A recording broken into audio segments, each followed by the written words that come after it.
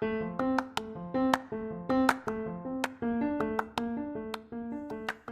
you, welcome to Sacrilegious Discourse. I'm husband. I'm wife. And together we're reading the Bible. Starting with Genesis and eventually ending with Revelations, we're working through every book and offering our atheist 2 cents. Or shekels. Yeah, those. We're asking questions and pointing out all the nonsense. We aren't academics or scholars. Nope. In fact, when it comes to religion, we really don't know anything at all. What we've learned so far is that God's a dick. Oh, he really is, isn't he? If you're interested in how we reached this startling conclusion, maybe start from episode 1. Otherwise, jump in anywhere. It's all good. Yep.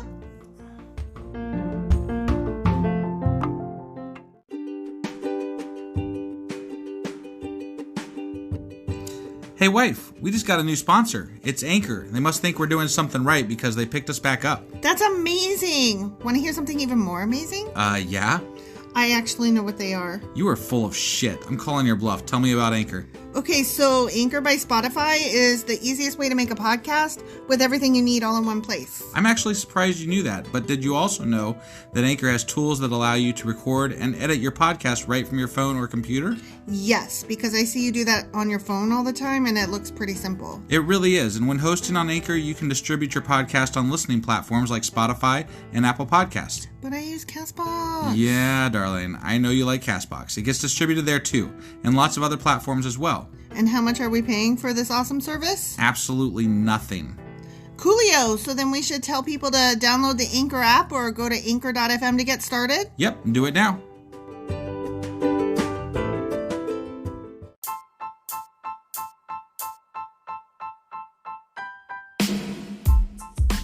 Hey wife. Yes, husband. Did you know that we are now on Patreon? Yes, because you told me, but also, no, tell me more. So we're on Patreon now. Are we? We are, and our supporters can go there and support us, and we have multiple levels all the way up to You Killed God. That sounds really drastic and escalated quickly-ish. Well, no, there's multiple levels before there, so it escalates on a sliding scale of, cheap to not cheap. Oh. But, we can definitely use any amount, so, like, any support is always appreciated. So what exactly is Patreon? It's a place where you can show your support for our podcast. And just our podcast? Any podcast or any performer. But, we're the ones that, you're listening to right now. So maybe you should, support us. That'd be awesome. That would be awesome. But we love you anyway. So all you got to do is go to Patreon, look up Sacrilegious Discourse. It's actually patreon.com/sacrilegious discourse is our actual main page there. So head on over and send us some love. Yeah.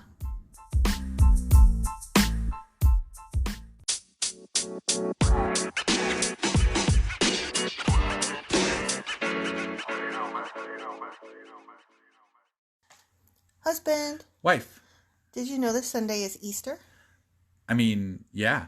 This comes out on Easter, so... So, it is Easter. It's Easter. Happy Easter! Happy Easter! Let's talk about Easter. This is a religious blog, Yes. Oh, wait, no, podcast? God, I can't get that word blog out of my mind. It's almost like you did a blog or something. Actually, I did start one. Well, it's you did. sacrilegiousdiscourse.com. It's also a shop where you can buy stuff to help support us, so... Wow. Just getting that plug in there, You are just shameless. I am absolutely shameless. Okay, well, let me tell you what Easter is. Just a brief sentence. A brief synopsis? A brief synopsis. Okay. Easter is a Christian festival and holiday commemorating the resurrection of Jesus from the dead, described in the New Testament as having occurred on the 3rd day after his burial, following his crucifixion by the Romans at Calvary circa 30 AD. Plain as mud. We're in the Bible, so this is like skipping ahead. It is. Because we're like in the Old Testament, and this is New Testament shit. Right, but I'm going to tie it in. Are you? I am. I'm going to tie it together for you. Well, that's pretty cool. Right? I'm looking forward to that. I know. All right, well, let's see where this goes, okay? Okay. Husband. You already did that. Oh, yeah. That was in the intro. You lost your place. This is a bonus episode, and you're already fucking it up. Wow. Okay. Happy fucking Easter. Jesus. Okay. All right, tell us about this shit. Okay, so I'm going to start with the date. Because, it is a very wonky holiday that is never Yeah, on it's the never same... on the... I mean, it can be like a month apart. Yeah, sometimes it can be 2 months apart. Holy shit. It has come as early as late March. No, like early March and early May. So like we're celebrating the anniversary of an event, but it's not actually tied to a date. It's tied to a what? Well, it's the commemoration of an event that we don't really specifically have a date for. So they don't know when Jesus died? Not like roundabout, no. They really don't. I mean, they wrote a lot about it. You'd think they'd know when that fucking happened. Okay, but that happened before the modern day calendar was done, and so they didn't have a date for it. They're like, happened about this time. It was yeah. It was pretty warm out, maybe a little bit warm. I don't know. Well, they were basically like, I think it was spring, or anyway, that seems like a good time to, talk about rebirth. But you know what? Dude comes back to life. I'm writing that shit down. Right? Like, note that down, guys. Like, make a serious. I mean, this isn't like at least his birth. They're like, okay, these were the stars in the sky. Like, they have a pretty good idea when Christ was born. Well, yeah, we celebrate his birth on December 25th every fucking year. Right, even though his birth probably happened in spring. Right. Actually. But still, like, we tie that one to a date, and to me, Jesus being born is less momentous than the fact that he came back to life. Yeah, kind of a big deal. I don't know. So whatever. But maybe back then they were like, another cool miracle, whatevs. Another cool miracle? Yeah. I mean, shit was always happening that was crazy magic. I guess. The seas had already motherfucking parted. Right. This was nothing. I suppose. Okay. All right, well, tell us about these dates. Okay, so Easter and the holidays that are related to it, such as like, what is that, like Monday or something? And Monday. That Wednesday. I have no idea what you're talking about right Holy Friday. Now. Okay, so there's all these like Palm Sunday? Yeah, there's one of those too. Yeah. Like there's all these holidays around Easter. I didn't bother remembering what those are called. Oh my God. No, you did all this research and you didn't look those up? I don't care about them. Do you? Oh, I mean, not really. I mean, it's but not... there's Palm Sunday. Right, but these are not pertinent to what I am discussing here. Okay. Other than that, so there's Easter and then all of the holidays around Easter that are Easter-y. Got it. Maybe we'll cover Palm Sunday next year. Maybe. Yeah, actually, that's a good idea because I probably should have looked that up, but but I don't care. Okay. So there's all these Easter-y holidays, and ones like Easter... They are called movable feasts because they do not fall on a fixed date and they do not follow only the cycle of the sun. Meaning, like all the other ones that you already said, they have a specific date. Those are based on the cycle of the sun, which is, once a year. Okay. Okay? All right. So we call those solar holidays. Okay. Because whatever. Okay. Rather, its date is calculated based on a lunisolar basically calendar. Moon and sun combined? No. Just moon. The cycles of the moon. Cycles of the moon. Yeah. Okay. Yeah. Okay. Sounds very pagan. It is. It's totally pagan. Okay. So, the first council of Nicaea, which that's a early churchopotamus kind of thing, and maybe we'll get into that in a future episode, but that's going to be like past the Bible because are they even in the Bible? They're not in the Bible. So yeah, that would be like a bonus or like once we get done with the Bible and start talking about other crap. Yeah, they were guys that were like, dudes, we are going to all do Christy Bible-y stuff across the world. We need to come up with some rules. Right. As to how we're going to do this to make it more legit. Gotcha. So, in the year 325, the First Council of Nicaea established 2 rules. 1, independence of the Jewish calendar, and 2, worldwide uniformity. Independence of the Jewish calendar and worldwide uniformity. Those were the only rules for Easter explicitly laid down by the council. Okay. No details for the computation were specified. Those were worked out in practice, a process that took centuries and generated a number of controversies. So they laid down these rules, but then they were like, and we'll hammer out the details over the next 1,000 years or whatever. That sounds like fun. Right? Yeah. It sounds like Republicans and Democrats trying to come to an agreement on something, and they're like, here is an idea, and now we'll take the next 500 years to come to how we're going to put this together. Like, basically worthless. Right. Right. Here's where it comes now. It is the first Sunday after the full moon that occurs on or soonest after the spring equinox. So that's clear as mud. Right. So we get the spring equinox and then a full moon and then the first Sunday after that. Got it. Okay? That's Easter. Okay. So it's based on... So like a lunar cycle is about a month, right? Mm-hmm. So like spring could come, which is March 21st, and it could be almost a month later before you even see that. It's not 100% March 21st. It's most often on March 21st, so that's what we call it.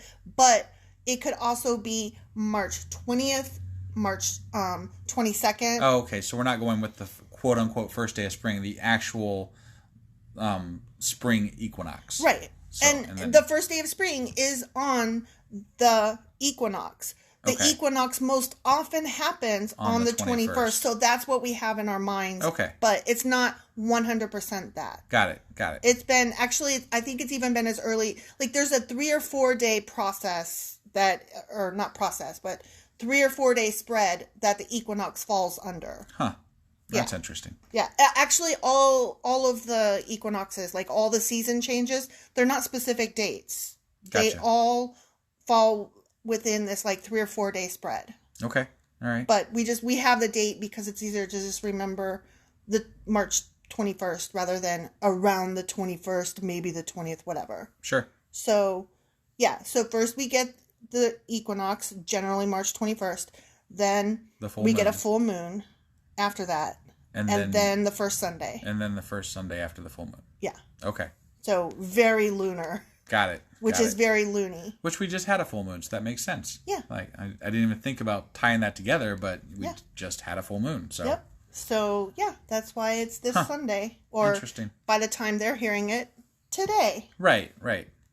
So, do you want to get into entomology, or do you want to take a break? I said entomology, but I meant to say etymology. Let's go ahead and get into the etymology. Do you know what etymology means? Not a clue. It's the history of words. Well, that would be appealing to you. You love words. I love words. But sometimes you can't say the words. I know, it's true. And a lot of times I can't even think of the words. But I love them nonetheless. So, I mean, you might be thinking, who the fuck cares where the word came from? But where the word came from also helps us know where the holidays originated and where they spread from. If you can follow, well, like these people said this, and then over time we noticed that a similar word appeared over here, and they celebrated similar, we can kind of assume that the tradition spread from one area to another based on word history and similar practices. That makes sense. So that's why etymology is interesting, but it's particularly interesting in this case because, you know, we know that Easter is based on Wiccan and pagan and old-timey pre-Christian traditions. Right. So it's very prominent, or not prominent, that's not the word I'm trying to say. See, you can't find the words. I can't. I'm wordless. They are. Okay, so historical linguists have traced the name of Easter to a Proto-Indo-European goddess of the dawn, and this name is Whack, okay? Okay. I'm going to try to say it Husos, but here's how it's spelled. Look, I'm just going to show you. It's asterisk, capital H, sub 2, EWS, a really strange OS. What the hell is that? Exactly. Isn't that just awesome, though? That doesn't even, make any sense. I know. It's old Germanic or something. Like, I don't know. Okay. Well, you know, English is a Germanic language. Right. Because they came from common roots. Yeah. So, Proto-Indo-European is, even pre that. Got it. Okay, so, and they abbreviate it PIE, which I just find hilarious because who doesn't love pie? Right. So. Another reason to celebrate on Pi Day. Right, exactly. But that was already that before. already passed. Yeah, I know. Okay, so they traced the name back to a goddess of the dawn from way back called something like Husos. I know I murdered that. Right. From which descends the common Germanic divinity as the origin of Eostra and Ostara. And those are where we get the name Easter from. Oh, okay. Yeah. And Eostra is capital Eostre, and there's some fancy flair clicker doodles above some of the letters. Sure. And it changes depending on where you look it up. So I'm not going to, like, sometimes it ends with an A instead of an E. Sometimes there's, like, that combined AE letter that I'm not sure what that's called. Ancient human history. And they spelled it differently sometimes. Cause it's not that they spelled it differently. It's that they had an entirely different lettering system. Right. And so it doesn't translate well to English. Exactly. And Ostara is Ostara. And there's, like, again, clicky doodles and weird symbols and stuff. Right. So that is where we find Goddess of the Dawn. So Eostra was a Germanic spring goddess in whose honor feasts were celebrated, usually around the month of April. Huh. Which So makes sense. Probably tied into the same way that they judge the Easter religions. Exactly. Well, I mean, Christ is the rebirth. He has arisen, come back to life, much like that's what spring is. And then they already had these two goddesses lying around that were rebirth, spring, dawn. Like, all of these things go together. And so it just made sense that they would all get tied in. And I'm guessing this is some sort of a compromise with, like, non-Christians to, like, try to tie them in to bring them into the fold for Christianity. Right. And say, hey, we're still going to celebrate these things. And spring equinox. It's just going to call it something different. Right. And kind of, like, wean them into the Christian religion. Exactly. Gotcha. In Latin and Greek, the Christian celebration was and is. This is where we tie it in to Old Testament and New Testament. This blew my mind. Okay. I don't know if you remember at the time that we were talking about Passover. Yeah. And how that is an Easter celebration, but Passover, remember, was when Moses was in. Oh, that's right. And I was like, wait, but that's New Testament and this is Old Testament, and I couldn't figure out what am I talking about. That was when they were leaving Egypt, is that right? Or what was it? Was before they left Egypt, and God was like, mark a sign above the door of everybody with a firstborn son or something like that. Okay. And I will pass over those with a mark. That's right. And I was like, that's where the tradition of Passover. But then I was confused because I was like, that doesn't make sense though, because Passover is associated with Easter, which is Christ, which is New Testament. Right. So here we go. Okay. This blew my mind. All right. This is so cool. I'm interested. In Latin and Greek, the Christian celebration was and still is called Pascha or Pascha or I don't know, pasta? Okay. I don't know. A word derived from Aramaic. How cool is that? That's pretty cool. The word originally denoted the Jewish festival known in English as Passover, commemorating the Jewish exodus from slavery in Egypt. Got it. So they tied Passover and Easter together. They tied the Old Testament and the New Testament together. So wait, this sounds a little bit like they needed a reason to bring in the Germanic tribes and the pagans and stuff like that. Mm-hmm. And so they took a religious holiday that they celebrated that was very pagan and based on lunar cycles and mixed it with a Bible and slash, a Christian holiday or Jewish holiday that was Passover. Yeah. And decided, okay, we're trying to bring these guys together, and so let's have this thing called Christianity that goes 1, 2, 3, go. We got Germanic and pagan holiday here, and we're gonna take Passover here. And we're gonna kind of squash it all together. Yeah, and that's exactly what they did.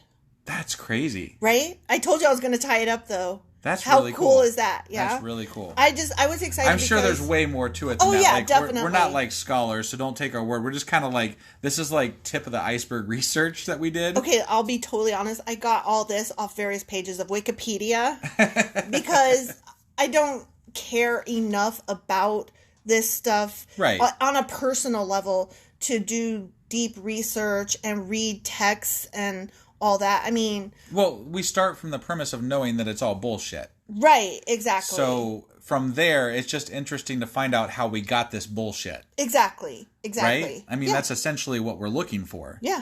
So that was really cool. I like that. Yeah, that was neat, right? Yeah. Okay. Let's take a break and come back and talk about symbols of Easter. Sounds great. All right, we'll see you guys in a second. Okay.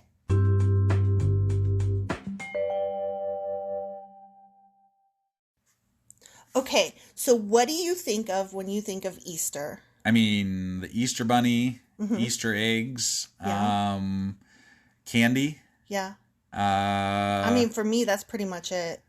Yeah, I mean, coloring the Easter eggs, that's always a ritual that we do. Yeah, so, that's fun. I mean, that's still Easter eggs, but it's, hiding the Easter eggs. Yeah, you gotta hide them, and then you gotta find them, and, and then you gotta eat all them. that crap, yeah. and then you gotta eat them. Easter baskets. You have to eat them, though, by rolling them in salt.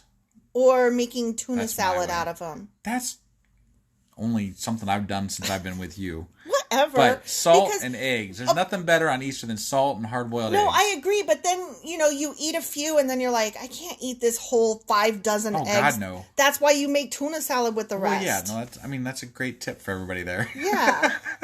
Maybe no. I mean, it's nothing we did when I was growing up, so I didn't know that. What did your mom do with the excess eggs, or did you only color I think we two ate them over a couple of days, and then my God. And then your poop must have stank. I mean, ugh. I can't even imagine eating that many eggs. I don't know. It was good stuff. That's gross. I love boiled eggs. Don't get me wrong. Right. Okay, so let's talk about symbols. Okay. The first of which on my list is eggs. Huh. Okay. Yeah. In pre-Christian history, eggs were associated with death and rebirth. So they had things like... Why death? I don't know. Maybe like unfertilized eggs, or maybe everything that comes with birth is death. You know what I mean? Like as yin and yang kind of opposites. Sure. But also like something that they did was think of the phoenix egg, like the phoenix itself burns up and comes back to life. Right. So eggs were just like a death and rebirth symbol. Sure. Yeah. Okay. Eggs now in general are a traditional symbol of fertility and rebirth, which if you think about it makes sense because we don't really we do not like death in this. Not at all. In American culture, we don't even take good care of our elderly. Well, that's why everybody, flocks to religion. They want to live eternally. Yeah, yeah. So we don't talk about death. Yeah. Death is not a thing that we like. It's not a thing that we recognize. The only thing that death is good for is corporate America business. Wait, why is it good for corporate America business? Because corporate America... you're talking about healthcare and no, not just that. I'm talking about the funeral business. Oh, well, yeah. Oh my God, it's ridiculous. They make so much money off it. It's terrible how much they... Think of all the medical supplies they sell to seniors to keep living. Yeah, exactly. So, exactly. There's that too. So I found it interesting that it used to be death and rebirth, and now it's fertility and rebirth. Like that the egg itself has evolved in the symbology. Right. Yeah, that's just very cool to me. Yeah. So decorated Easter eggs are symbols of the empty tomb of Jesus from which Jesus is resurrected. I looked as much as I could, but why though? Right. And I couldn't find anything that satisfied that question. I mean, maybe they decorate... the only thing I can think of is that because he was a prophet of the Lord, maybe they decorated his tomb very... And that is why we decorate our eggs, but why is the egg itself... Well, and again, I'm just kind of hypothesizing here, but... Maybe the feeling is that if you put that much love and care into decorating the entombment of your prophet or your God, that maybe that is what helped cause the rebirth. Maybe I don't think so. I don't get that feeling. I can understand why the egg would represent his rebirth. That makes sense because eggs are about fertility and rebirth, sure. Right? But I don't get why specifically the empty tomb. Why is an egg an empty tomb? That sounds like the beginning of a riddle, What do a writing desk and a raven have in common? The other way you could look at it is that the egg, as we do it on Easter, is a dead egg, right? So it is an empty shell of what was once a living thing. Okay, I'll buy that. Right? It seems like you're trying, but... Oh, I'm trying real hard here. Yeah, so. but nobody specified that I could find. No, and granted, I didn't do hours of research Like here. I said, I'm just throwing out hypothesis here. Yeah. So it's completely in my brain, and that's it. Maybe we'll find out something by next year, and... Yeah. My brain could be complete shit on this, so, My brain is complete shit on this. So one ancient tradition was the staining of Easter eggs with the color red in memory of the blood of Christ shed as at that time of his crucifixion. Huh. So they found that different, like if you put different dried flowers in water and you put the egg in the water, it would change, dye. It was early dyes. Right. So they would use red flowers to dye the egg red, and that was supposed to represent Christ's blood. That's interesting. Yeah, I thought that was cool. Like, I didn't know that. Yeah. So, the use of eggs as... This is really cool, too. This is so cool. The use of eggs as favors or treats at Easter originated when they were prohibited during Lent. Are you familiar with Lent? Like, that's where you give up something. You give up something for Lent. Right. And it's supposed to be the 40 days leading up to Easter. I believe that's mostly a Catholic thing at this point. No. Oh, is that everybody? It's Christians, I think, and Jews, if I'm not mistaken. I could be speaking out of my ass, but Christians very much do Lent. Sure. Okay. So, anyway, so they were prohibited, during Lent. You couldn't eat eggs. Right. So... a common practice in England in the medieval period was for children to go door to door begging for eggs on the Saturday before Lent began, and people handed out eggs as special treats for children prior to the fast. Huh. Because they would fast through Lent. Gotcha. So here's another one where they tied in a couple of, like, it kind of became a tradition before it was a tradition. Exactly. Got and it. So then they would eat them before, like, oh, I'm about to have to starve to fucking death, so I'm going to pile up on anybody got some eggs, please God. Right. And then also after the 40 days of Lent on the day of Easter, they would present them as part of the meal. And, after it ended. Yeah, and it would be like this beautiful layout including eggs. Got it. So I thought that was very cool. Yeah. So that's all I had on eggs in general. Next symbol, obviously, we talked about the Easter bunny. Right. Right? Yeah. And I've always wondered, like, why? Right? Like, what the fuck is the Easter that? bunny? Well, what is a phrase that you know about bunnies in general?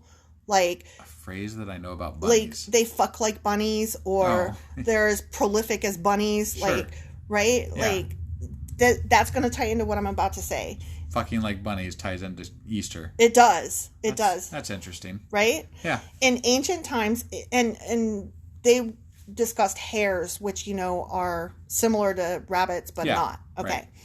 In ancient times, it was widely believed that the hare was a hermaphrodite.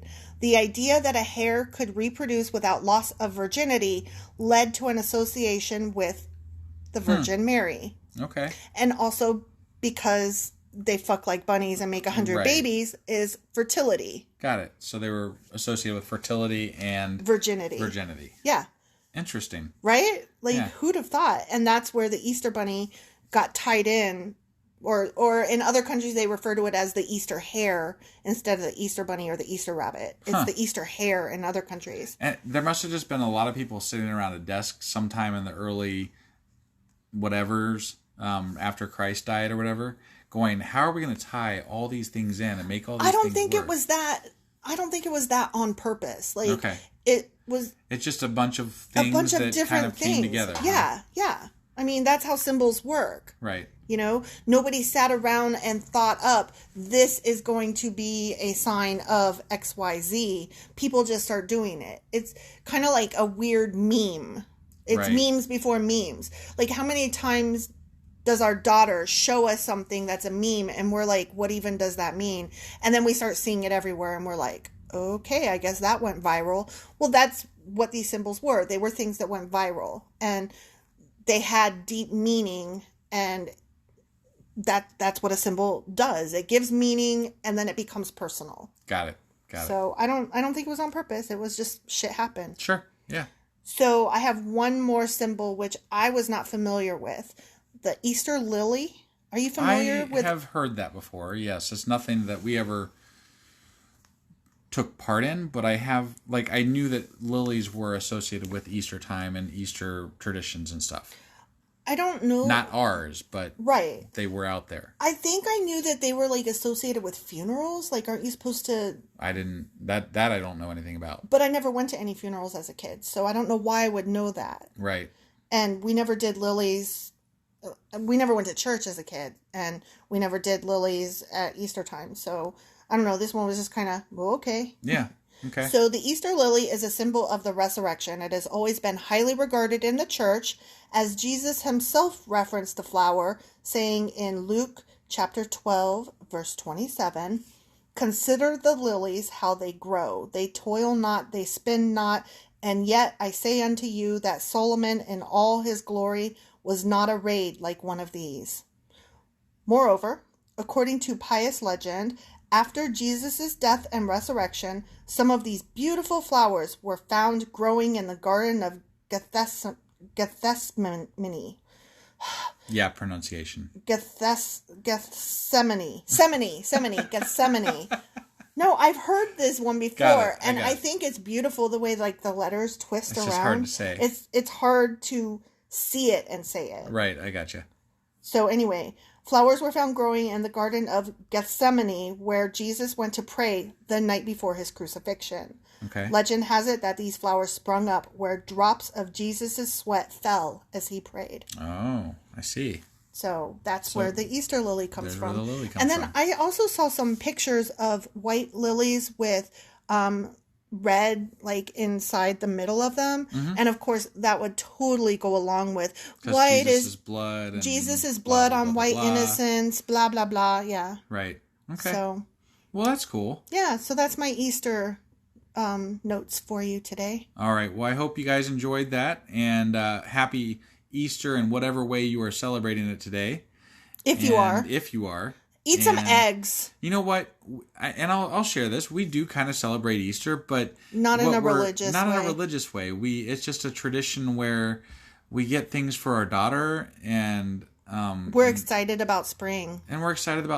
So we're buying our daughter some pins for Easter, and not. Just so you know, he's like lapel pins. Yeah, like pins that you might put on your hat, not like she likes writing to collect instruments. Them, and most of them are very liberalish and political statements. Political statements, and not anywhere related to Easter in any way whatsoever. If anything, they're anti-Easter. I mean, one is about being pro-vaccination, and another one is about Black Lives Matter. And another one is, I can't we looked remember. At one that said, that was like the letter F on a bomb, so for F-bomb, because she's, whatever.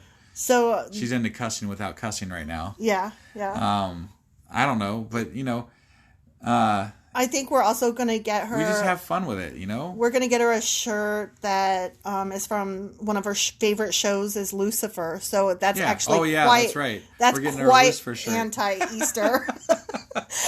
We might even celebrate by watching some Lucifer that day. So, I mean, it's not like we were like, let's do anti-Easter stuff and then being like, no. It's just... You know what? Here's what it is. We're not religious. We don't really celebrate religion. We have been to church at a place that there was a church that we went to that was very liberal, and that we straight up told our pastor that we were not religious and that we were not Christians. We were not specifically. Christians. We were more there to, hear the story a little bit and find out, pick his brain, just to, ask questions and things. Tell us what's the big deal. But I think the reason that we celebrate in general is because of the area that we are in, more often than not, and the culture that we grew up in. The area that we're in, our daughter sees everybody else celebrating around her, so it's easier to just find our own way to celebrate, and that's what we've chosen to do. It's definitely not a religious holiday for us. But it's not an anti-religious one either. We just enjoy the day, we enjoy each other's company, we enjoy having fun together. Yeah. And eating eggs. So, happy day, happy Easter, happy whatever you want to call it today. Yep. And we'll see you guys, this was a bonus episode, so we'll see you guys in less than a week. Yeah. All right. You guys have a great Easter. Bye.